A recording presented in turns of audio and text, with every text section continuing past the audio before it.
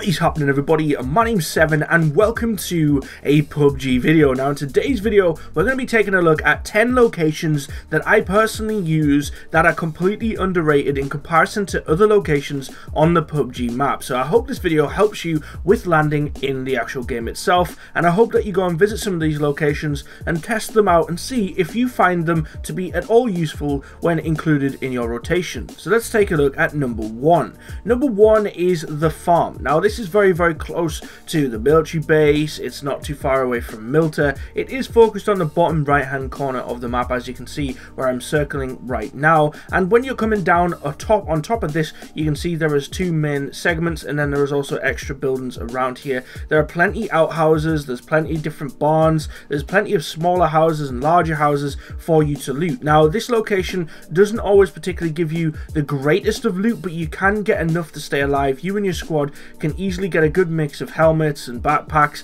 but unfortunately this is because it's close to the areas like the military base. Sometimes you can get in some conflict, and if you loot correctly and you loot very quickly with your team, you can allow other people in the area to be pretty much unarmed. Now the guys you're seeing me kill in the background, they were unfortunate. We already looted the area, they arrived at the wrong time, but the farm overall is quite fun to land at. It's a challenge. Number two is known as Ferry Point. Now if you've ever landed here, you'll already know that this place can be heated. It's very intricate between the buildings, the outhouses, and the open vast areas, because a lot of people can approach from land and you can also approach from sea as well. I've finished many games in this location and it's crazy because of just the landscape and everything around here. It's very jumbled. So there are lots of little mini outhouses, there's lots of big houses, and also if you want to, you can obviously take the approach or come to this location with water if you can't land directly from the starting point. But it is a brilliant place to loot around. You can find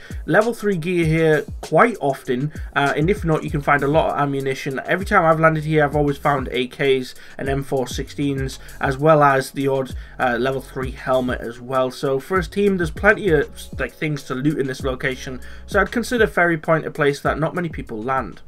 Our third location is known as Zaki. Now this is one of my favorites without a doubt. I've landed here on multiple occasions and it's so rare that I even ever get into conflict here. It's up in the top left hand corner of the map, and I think that is the reason why a lot of people don't come here. It is completely out of the way, but honestly, if the zone is landing up in this top left hand corner, or if you're coming through the centerpiece, this is brilliant. I've got car sniper rifles here so many times. I found multiple 8 times in the barns. I found loads of level 2 backpacks, the odd level 3. As you can see, I do find a car in the footage I'm showing you in the background. It is so bloody good. And you can also find multiple vehicles lying around on the outskirts of this town, and it's also quite close to places like Geopol, so you can easily just hop in a vehicle, head over there, and have no qualms about going and getting extra loot if this place didn't satisfy you and your team's needs. It's definitely a place that is 100% underrated, and it's one of my favourite locations out of all of these. Now let's take a look at our fourth location. This place, by the way, you know, it's underrated in the sense that next to it is the actual power plant itself. The factory is now becoming a little bit more popular, but it's still underrated because a lot of people wouldn't long jump to this. You can see the area from above. There is a lot. You've got the large factory itself, you've got the crates on the outside, and then you've got these small little outposts as well. And then on the road, you've also got multiple vehicles that stretch all the way down to the other segments of buildings. Now there are multiple floors, and it is, you know, it's like a maze basically within this factory. You can find everything from shotguns, they are quite common, to sniper rifles, to ARs, and often you get, you know, medium to level 3 gear in this location. You will have conflict with people who land at the power plant and head over in this direction, or you might even have conflict from the beginning point, but this is definitely some place that's worth long flying to if you're passing over the area. So let's move on to a very underrated area. Now this area is known as the Woodlands. It's not named on the map, but that's what I call it. There's been multiple times where I've had to land here and I've just actually found some really good gear. What happens though with this area is, you know, there's a lot of buildings that are lost in the woodland itself. You've got sniper towers and small barns, you've got log piles, and lots of items can be missed if you don't check everything. Items can literally spawn anywhere in this location.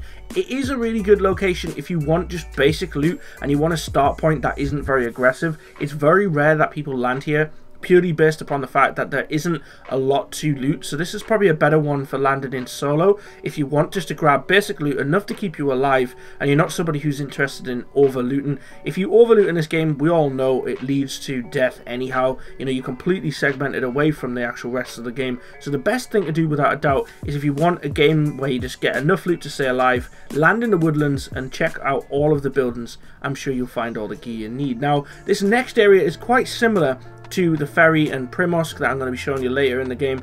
Now this is once again very intricate. There's so many different levels, so many different buildings. There's outhouses and sheds and actual structures themselves and outposts. As you can see from here, you've got different layers as well, so as the quarry goes up and up and up, this location can provide you with great gear. In this one time I landed, I actually managed to find 3 level 3 helmets. I found loads of level 2 backpacks. I found lots of ammunition for my assault rifles, and I found multiple assault rifles. We were playing in duos, and we found more than enough to suffice for an entire team.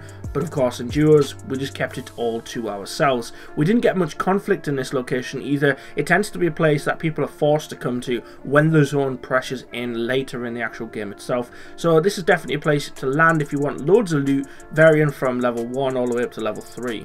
Now this next location is one of my most popular. If you've watched any of my streams, this is a location we keep landing in over and over again, as well as some other ones that I'm going to show you later in the video. Prim Mosque.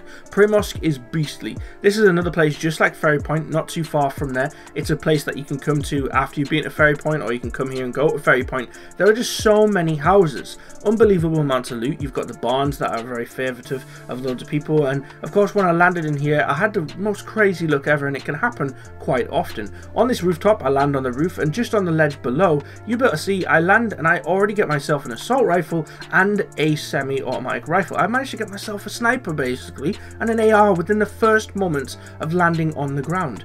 Absolutely spectacular, and the same can go for getting higher level gear like for protection in the barns. And if you want to escape, there's boats and vehicles all over the place to take you to the next locations. This is an area that has been mentioned quite a few times when talking about underrated areas. This is known as the Mansion, and with the recent update they of course named this on the map as well, so it isn't just a random standalone house, it is now an actual feature where people go to visit. Now there are multiple houses around here. You have the standard mansion, you have 2 houses on the outskirts to the left and 1 to the right hand side of where I'm showing you right now, and then in the actual compound itself you have obviously the mansion, the smaller shared house, and then you've got the 2 larger houses, one with the open roof and the other one which is more of like a 3-4 story house. Now this is absolutely packed with gear. It's brilliant for duos, solos, and for team even. You can find lots of level 3 gear here and enough ammunition to basically keep you alive while you move to the next location. It's also close to places like the prison, and also it's got a good connection all the way up to places like Yasna. So it is a place worth landing if you want to get some basic gear all the way up to level 3 gear. Now for number 9, we're going to be landing in the place I mentioned just before, which is known as Roshog. This is very, very popular, some place that I really enjoy this. It's a very nice designed city, and a little town area more like than the city. It is quite small, but there is multiple different layers to it. You've got the main street, which obviously people come flying through with on their vehicles. You've got the smaller little outhouses, you've got the larger houses too, with like 2 floors, loads of different rooms. You've got the barns, and you've also got like the higher and the lower levels, as well as some areas where you can even find yourself a car as well. So in the actual city itself, it can provide you with an escape. Not always, and if another team gets to it then you're unfortunate, but I definitely advise landing here. Try and land on one of the outer houses if you possibly can, doesn't matter which side, and then work your way inwards. This is the best approach, especially when it's congested with lots of other players. It's a brilliant place to land in. Now let's go and take a look at our final location. Our final location is the 2 radio towers. Now you have one in a military base,